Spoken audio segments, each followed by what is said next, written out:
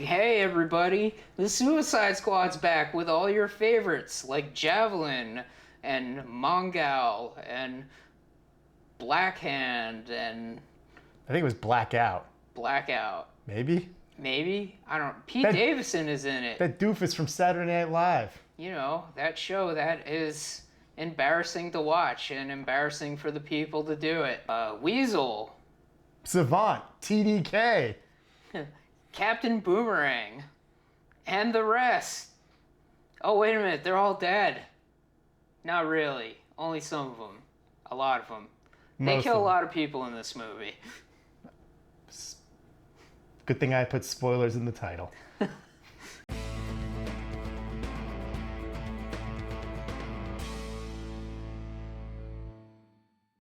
So, yeah, we're reviewing Suicide Squad. The Suicide Squad. The Suicide Squad. Suicide Squad is a different movie. Right, a different movie that, like, is really bad, but the sequel to the movie, which is, the first one's Suicide Squad. Yes. This one's The Suicide Squad. Not confusing at all. Not confusing at all. There's another movie thing that had a similar problem to this. I can't remember it off the top of my head. Well, or maybe it's video games. No, there's some movies with this. There's Final Destination. They made a bunch of sequels, and then the last movie was called The Final Destination. That's right. And then let's not forget the Fast and the Furious and Fast and Furious. That's right. So movie titles are confusing. Like how Rambo 4 was just called Rambo. Right. And wasn't Rocky Balboa? Yes. It's Rocky 6? Yeah, I mean, at least that one's not too bad. Okay.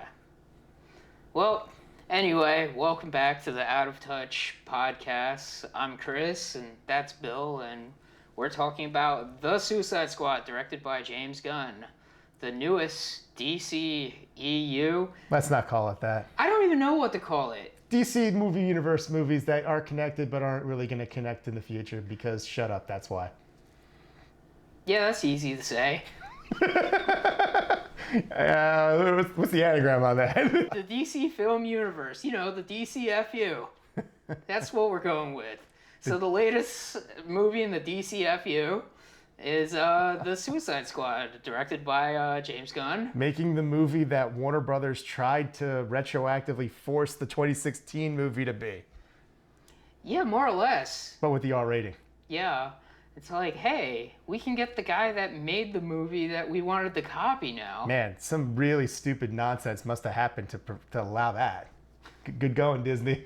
Hey, keep up the good work with Scarlett Johansson.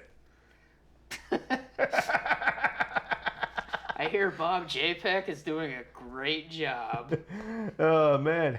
Keep pissing off Kevin Feige. I think there's going to be some job offerings coming his way. Maybe. But let's talk about The Suicide Squad. It's not really a sequel. It's kind of just more of a standalone movie. It's kind of a soft reboot, but there's nothing that contradicts the previous movie. It retains some cast members.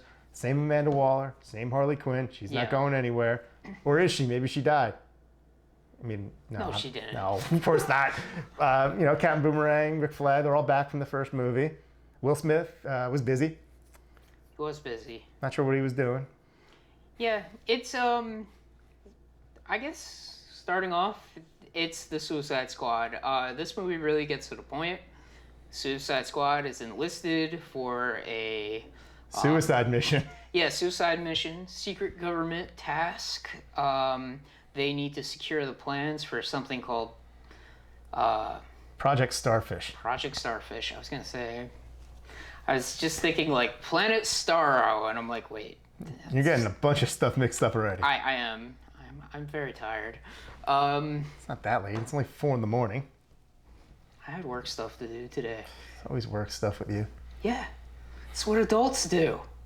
I work, and I'm not that tired. But then again, I also ingest a lot of caffeine. That's true. From the get-go, we meet this new iteration of the Suicide Squad. We got Rick Flag, we got Captain Boomerang. Harley Quinn's back. She got arrested again. No word about what happened to that orphan girl she took in. Oh, yeah.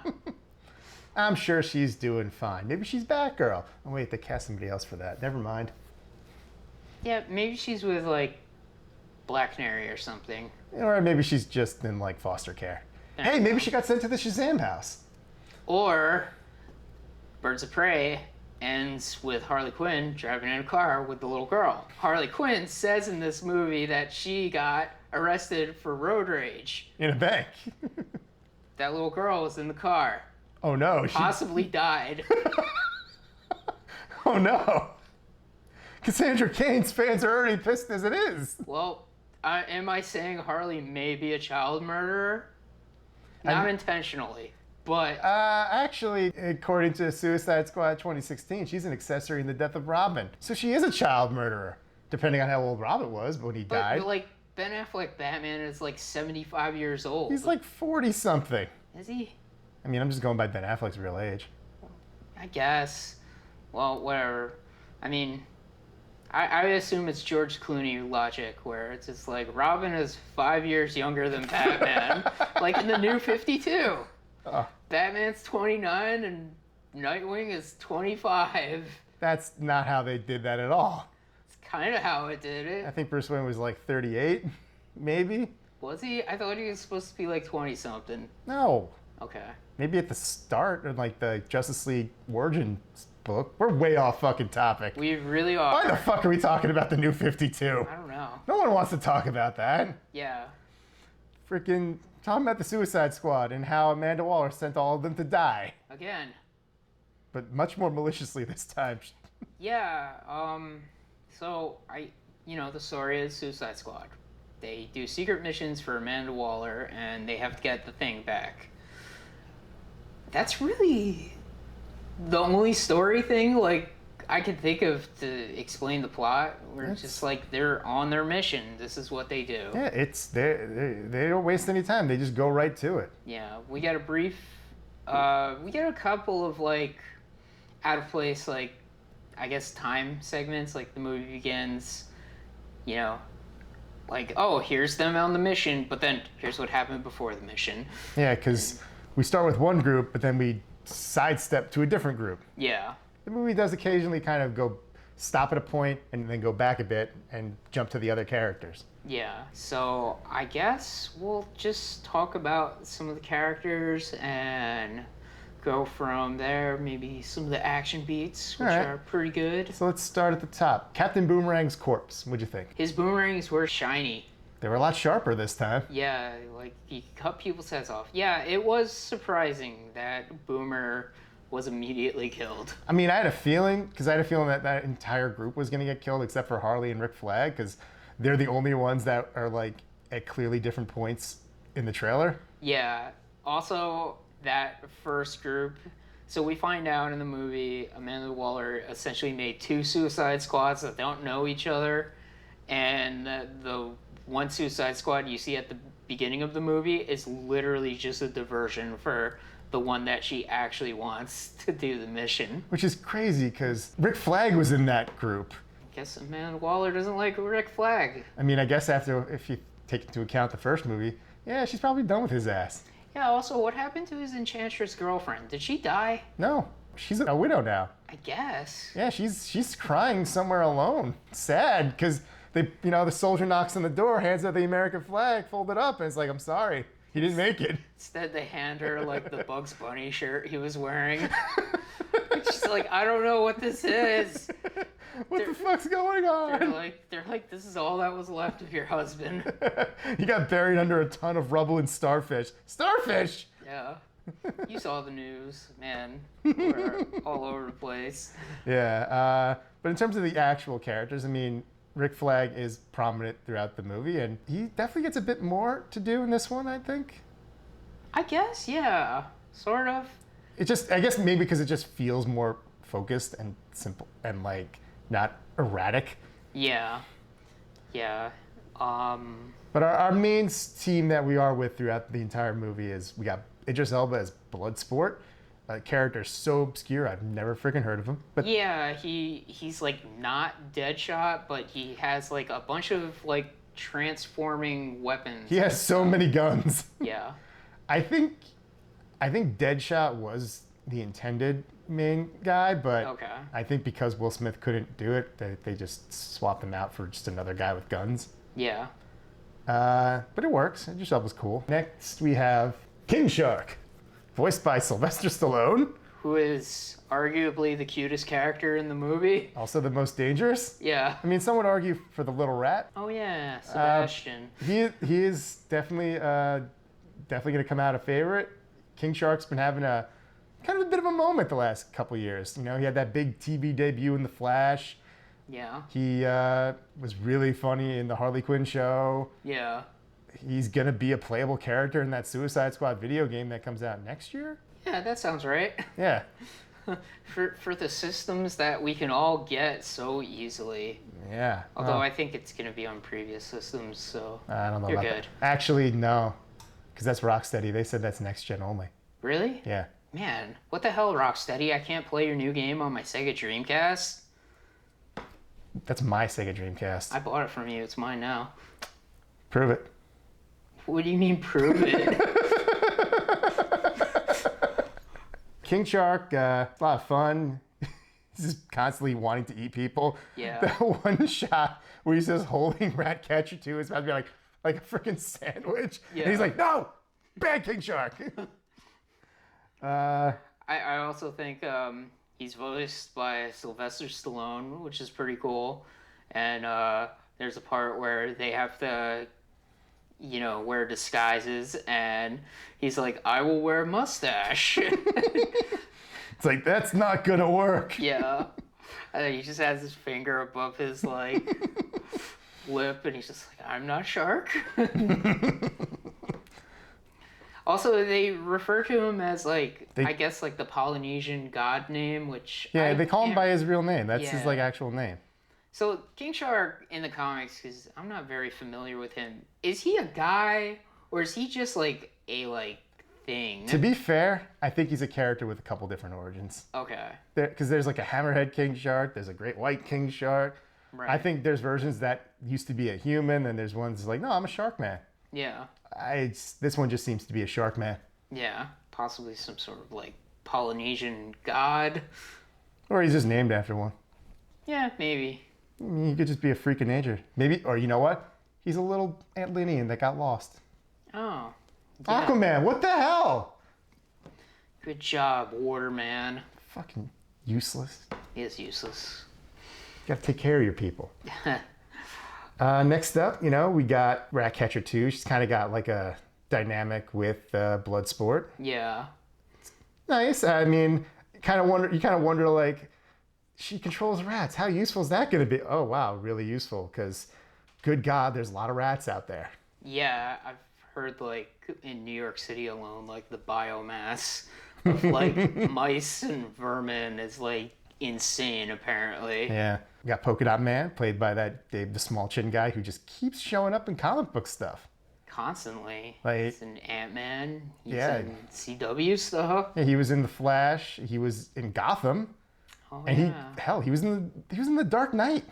Oh yeah, he was in the Dark Knight. That might have been like his first major credit, I think. I'm getting confused because for a second I'm like, is he the guy that they go into his mind in Inception? But that's actually Tom Hardy, isn't it? That's Cillian Murphy they go into the brain of. Oh man, what am I thinking of? I don't know. I guess I don't know. So confused. You're very confused. Granted, I haven't watched Inception in a long time. Maybe they do go into Tom Hardy's dream at one point. I don't know. There's levels on levels in that movie. I forget. Yeah. And I guess one of the feature attractions, Peacemaker. Yeah. Who James Gunn enjoyed writing so much, he's like, I'll write a Peacemaker TV show. There we go. Played by John Cena. Didn't see that one coming. What? That joke's never gonna get old. I don't know what you're talking about. Exactly. See what I mean?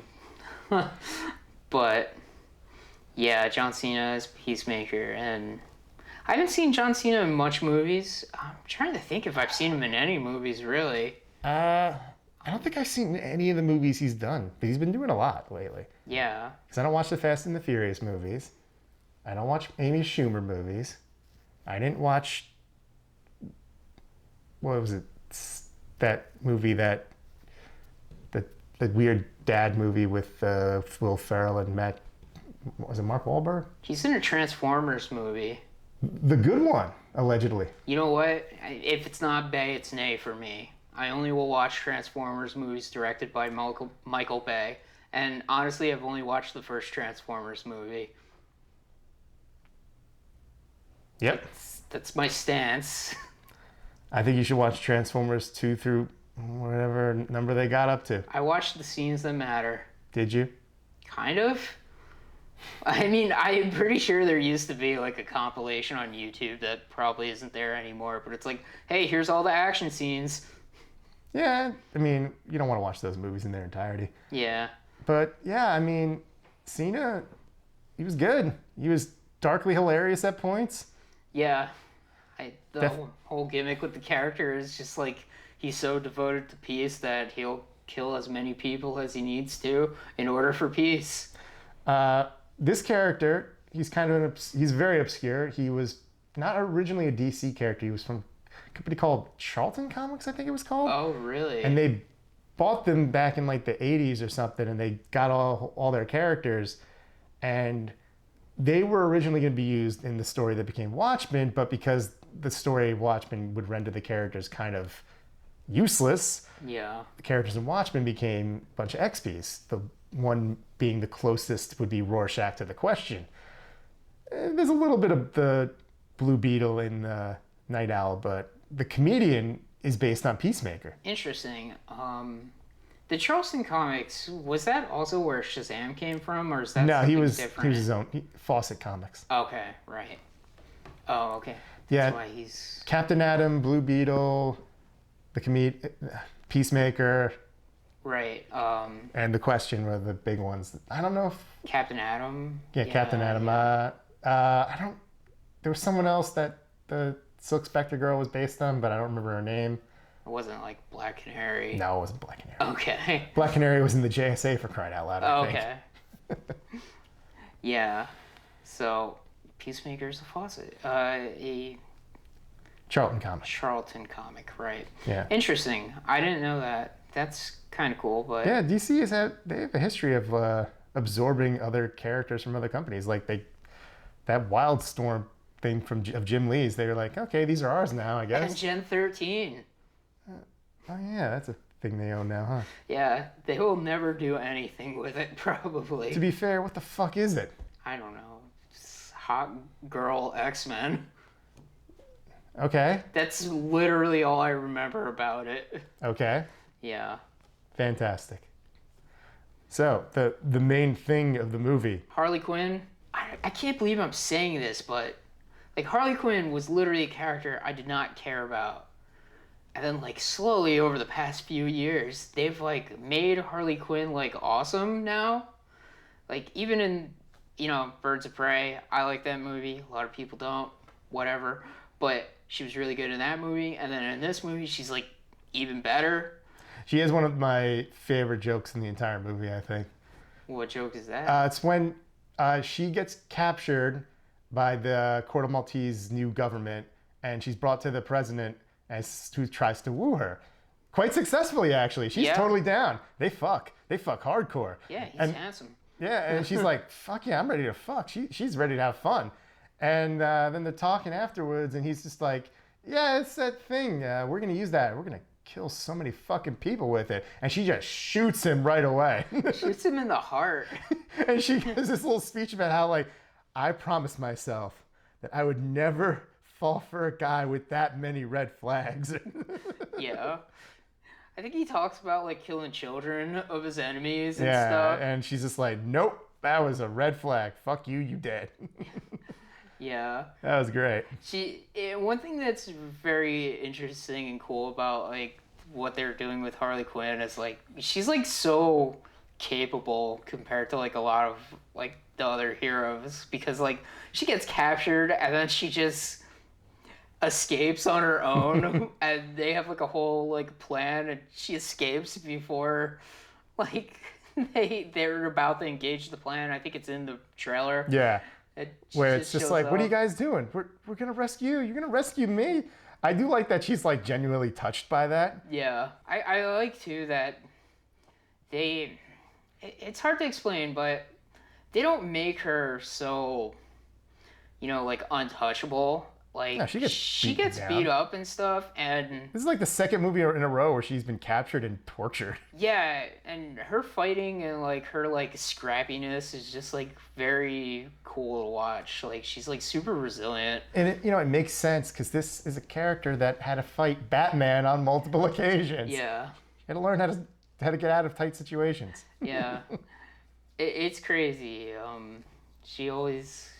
She has her like weird eccentricities too that I'm like, okay, they gotta like remind you like, yeah, she's super capable, but she is also like insane. Yeah, insane.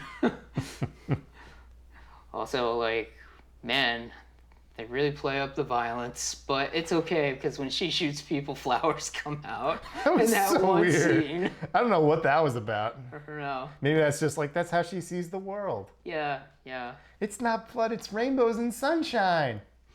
It's like that episode of Aqua Teen Hunger Force where they have the sensor and then Meatwad shoots somebody and instead of blood, it's just like a rainbow. And then I guess it is kind of the same thing. Yeah, a few other things like Bloodsport has a really, really hilarious yet like super messed up exchange with his daughter at the beginning of the movie where they're just like shouting at each other and like he's just like, I told you I was a bad father. This is a guy who just does not want to be a father. Yeah. Like doesn't give a shit. Like horrible, but like kind of funny. It's but dark like, humor, man. It's... Like so horrible too. The movie's filled with a lot of dark comedy. Very dark comedy. Could you imagine if that's what James Gunn like wanted to do with Deadshot and it's just like, here you go, Will Smith, and Will Smith's like, oh, you gotta be kidding me with this. That wouldn't work because he was already established as liking his child. Yeah. That'd be too different. It would be too different. I think it works because this is a new character we don't know anything about, and he's so obscure that he's just a blank slate that he could just do whatever with. Yeah. He kept his one attribute from the comics. He shot Superman with a kryptonite bullet once. Yeah. He's got weird transforming weapons and also a really cool mask. I like how it had like almost like monster teeth. It was like a skull. Yeah.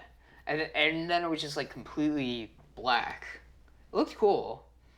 Like, he kind of looked like, oh man, I can't think of it, but shit. Oh man, it's like he sort of looked like some of the weird, like, parademon stuff. Or maybe I'm thinking of something else where aliens just had completely blank faces and then they had, like, regular teeth. You know what that reminds me of? In Predators, one of the super predators has, like, a jaw on his mask. Yeah, that's what I'm thinking of. That's got to be what you're thinking of. Yeah. Yeah, Predators is a good movie. It's the last good Predator movie. Really is, but apparently we're getting a new one. I mean, the premise sounds interesting. It sounds like it's set in the past. Cool. Yeah. But, yeah, I mean, I think it's kind of cool, and it's so fitting because it's James Gunn that they freaking brought in Starro. Yeah, super weird. I mean, it's a giant starfish. Of course it's weird. Yeah. So I kind of wish maybe we could have got a little more, but I think we got a decent amount. Yeah, it's interesting, too, because, like, the whole thing with Starro is he was found in space by some American astronauts and then taken to Earth. But, like, they didn't want to do experiments in the United States, so they shipped it. / couldn't for legal reasons. Yeah, this movie kind of has, like, a kind of maybe not so subtle message of, like, America sucks and they're up to dirty business. I mean, you know. It is what it is, and honestly, at least we're the only country that you would be allowed to make a movie that, like, is... China's not letting you. That's for sure. I mean, not like this movie's playing in China. Oh, darn. I mean, I don't think they would. It's rated R. Yeah, that's true. I don't think they're too big on the violence, and we know they're afraid of ghosts. That's right. They're afraid of ghosts, criticisms, and Winnie the Pooh. Yeah, this podcast will not be shown in China, probably. That's fine. Oh, I'll take the South Park approach. There we go. If Fine, ban me. I don't care. Yeah. We're lucky this podcast gets listened to in America. Some people do. Yeah, so they found it, did experiments with it. I guess, like, this crazy villain guy, what's his name? Literally the Thinker? That was the version of the Thinker, yeah. Okay. Visually based on the New 52 version, who doesn't have a name, but James Gunn gave him a name. Because I know the other version of the Thinker that they used on the Flash TV show, it's like called like Defoe or something? Oh, was that the season with the guy in the wheelchair and then like he was switched bodies? Yeah, and he was sitting in a chair that looked like the Metron chair. Yeah, that guy. Yeah. Very different version of him though. Yeah, that. Okay. Also, there's a couple other little cameos kind of snuck in earlier. Like, there's Calendar Man for a second because he's got the numbers on his head. Oh. And I'm not 100% sure because we see it in the female prison. That might have been a female version of a weird, obscure villain called Crazy Quilt. I'm not sure. Oh, yeah, the girl that was all like insane. Yeah. Yeah, I'm like, was that Crazy Quilt? Was that a version of Crazy Quilt? I'm gonna have to look into that. Yeah, I guess like Bell Rev is like the big supervillain prison. Yeah. In DC, so it's definitely taking it on an upgrade. Yeah. I mean, I guess that's what DC has. Marvel has the Wrath, and DC has a few places. Yeah, they do. Arkham, Belle Reve. Raven Crest is the Spider-Man one. There's Blackgate in the regular prison in Gotham where the non-crazy villains go. Okay. I think there is a Metropolis one, but I don't know it off the top of my head. Superman just kills everybody. No, he shoves into the Phantom Zone. Oh yeah, that's right. That's mean. The ultimate super prison. Man. Become a disembodied ghost in a void of horror. Yeah.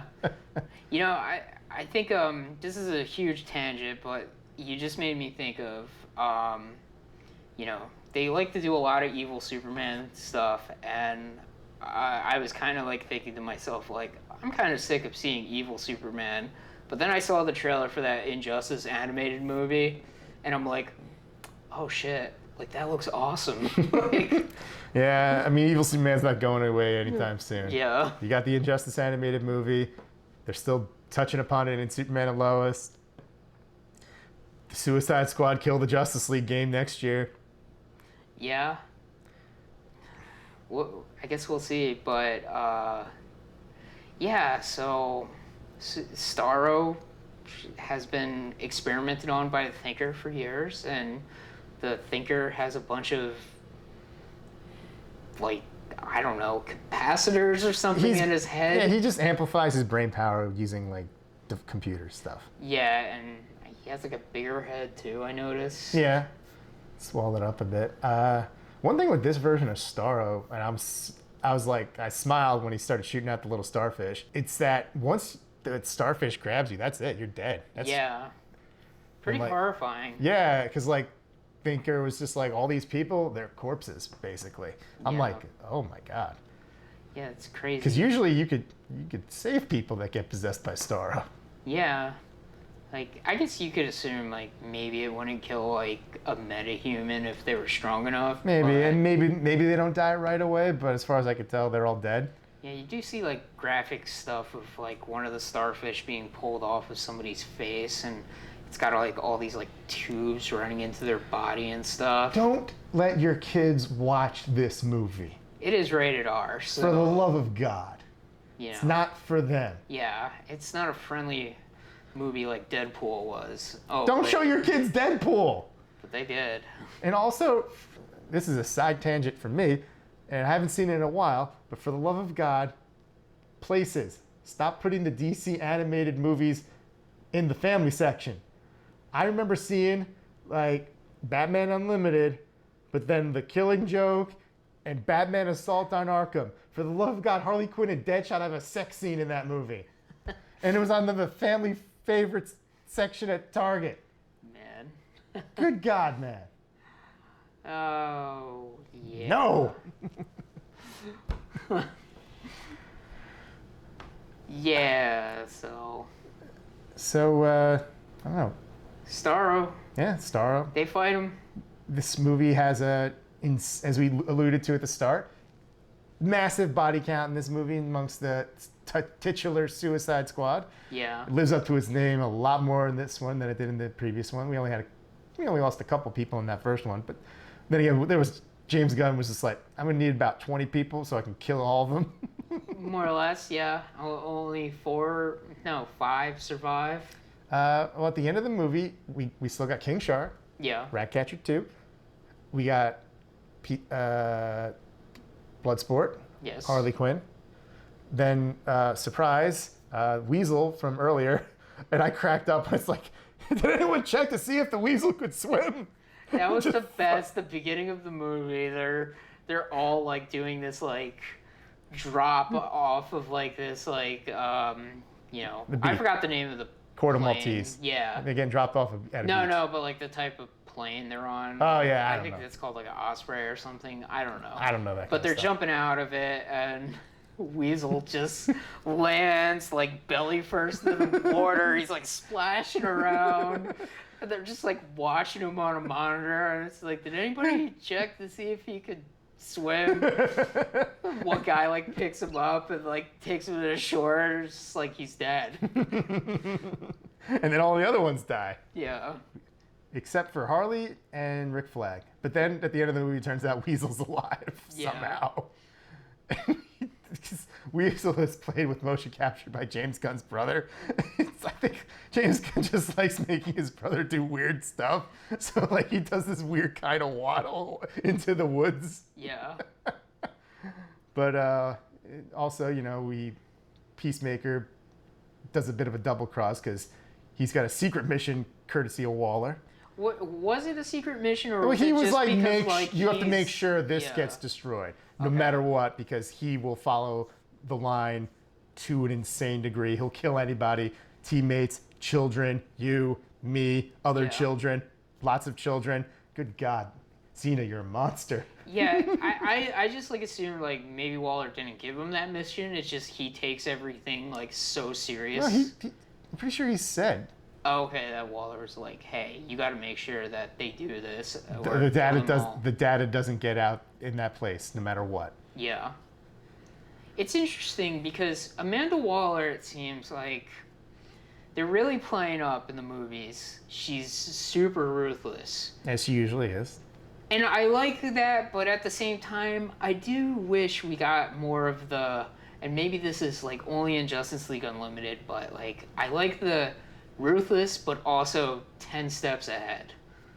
We're not really getting that aspect of it. It's like, yeah, she's ruthless. I don't think she's like super smart though, but she is absolutely ruthless. She's clever to a point, but yeah, she's not like a chess master. Yeah, like in Justice League Unlimited, when Amanda Waller's like says to Batman's just like, oh, you can't do this again, and she's just like, okay, rich boy, and it's just like, oh shit.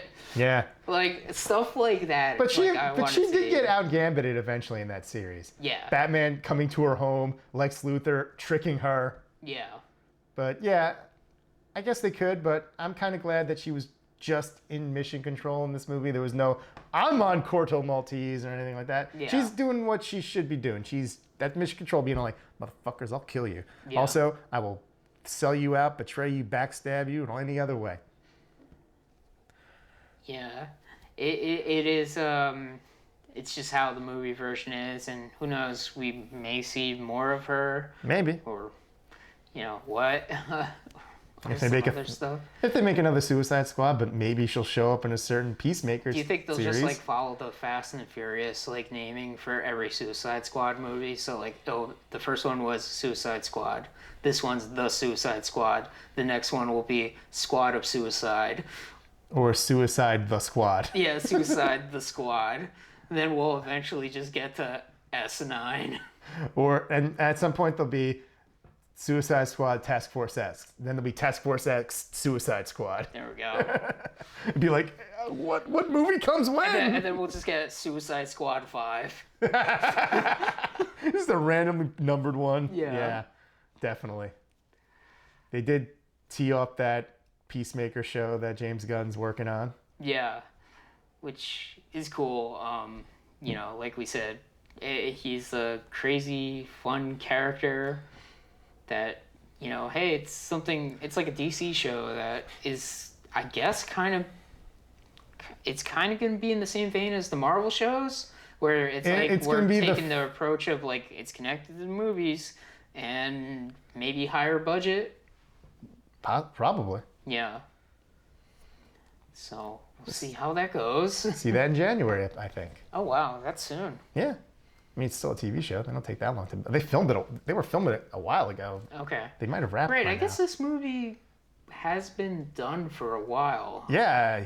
But this wasn't a 2020 movie, was it? No. This was always supposed to come out this summer. Okay. It was supposed to be paired off with The Batman, which we're not getting until next year. Right. But it shot before...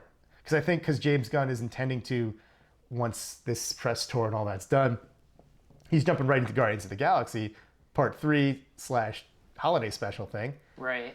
So I guess he left himself a lot of room for the post-production and all that stuff. And 2020 was what it was. And he was just like... And they were like, hey, James Gunn, wanna do like a show for HBO Max with one of the Suicide Squad characters? And he was like, I got nothing else to do. Yeah. And he picked the character he thought would be the most interesting to write for. And that was Peacemaker, I guess. Yeah. And, overall, this Suicide Squad movie is pretty good. How would you rank this in the DCEU movies?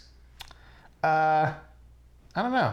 It's hard to rank any film franchise that has so many installments. Yeah, and it's so, like, uneven, too, where it's just like, this one's connected, this one's not connected. I mean, this one is a movie. This one is a remake of that movie, because we fucked up the first time. Right. High, I'd say. Yeah. I mean... it's not at the top for me. It's definitely at the bottom of the top, maybe. And that's not like a dig at the movie. I was just like, this is great. This is awesome. I don't know if I'm going to rewatch it as much as I might rewatch Shazam or Aquaman or Man of Steel or things like that, but I really did enjoy it a lot. I do think Man of Steel is still my favorite, but this might be maybe number 3 or 4 for me. I have to see how it grows on me. James Gunn's movies, the Guardians of the Galaxy movies, grew on me. Like, I enjoyed them, and then, like, I liked them more and more the more I watched them. So I could see this going that way too. Yeah, it could climb up there. Just because I can watch it like on streaming right now. Yeah, I'm definitely gonna be clicking to see some of these scenes again. Oh yeah, I'm probably. Sure. I might be doing that later tonight. I don't even know. I might be like, let me go back to that part. That was crazy. It's there's a lot of good moments, and I think our conversation is a little scatterbrained about it, but it is a really interesting movie. It's out there. It's violent as fuck. Yeah. It's a twisted, insane ride. Yeah, and, the characters. James Gunn knows how to make these crazy characters, but they also have a lot of heart to them. They're three-dimensional people. Go figure. Yeah, sometimes I think he may get a little too jokey, but honestly, this movie had a good blend with it. Like, it didn't undercut itself as much as, like, Guardians 2, I felt, did sometimes. Yeah, sometimes you need to let the emotional moments breathe for a second. Yeah. And then you drop a giant starfish on Polka Dot Man. Yeah. Polka Dot Man, I guess we barely talked about him, but, I mean... He's got, like, crazy powers, and... We see his mom, like, because that's how he views the world. He's got mommy issues. We see Starro as a giant version of his mom. We see the Suicide Squad as his mom. Yeah. So fucking weird. It's weird. This movie can be very cartoony at points. Yeah. And it's not really a bad thing if it's handled well, and it was handled well here. Yeah. I guess this is the second DC R-rated movie. Well, I guess third technically, but Joker is... something totally different, right? Yeah, I mean... Because Birds of Prey was rated R. Oh, yeah. And then this is rated R. The Snyder Cut was also rated R, too. That was a soft R. That was a very soft R. That was like an unnecessary R. That was... We got 3 F-bombs in there, so we're rated R. Yeah, and then they added, like, blood splatter to things. And it wasn't even. It was like baby blood splatter. This is an R-rated movie. Yeah, this is a true R-rated. Yeah, movie. This is a hard R. That was a soft R. Yeah. And the Ultimate Edition of Batman vs Superman. That's a soft R too. Yeah. I don't even know why that's rated R, to be honest. Like they added an F-bomb and some blood splatter. What F-bomb is in Batman vs Superman? I think it's just like a random side character that said "fuck" at some point. I don't remember who. Really? Yeah, it's just in there. I don't think this is there. And there might be another one. I'm not sure. And there's like a streak of blood on the wall during the warehouse fight. I guess that was enough for an R rating. Who knows? I don't know. The MPAA is weird with their ratings. Yeah. Well, yeah. So, The Suicide Squad. See it somehow. Legally. Go to the theater or watch it on streaming service, I guess. And it's a good figure. Yeah. Though this is the TV King Shark. I'm not buying the movie before I see a movie. That'd be ridiculous. Should have bought them now. Now they're all super expensive on eBay. No, you could still order them from certain websites just fine. Okay. Yeah. Finding them in stores though, that's fucking hard. Yeah. Yeah. I don't know how to end it. If only I could do a head exploding effect, but I don't have that plugin, so get the fuck out. Hey, you know what? There's still 2 other Suicide Squad movies. Are there really? The animated ones. Oh yeah, that's right. The good one and then that other one. I think they're both good. Oh, okay. Yeah. I don't remember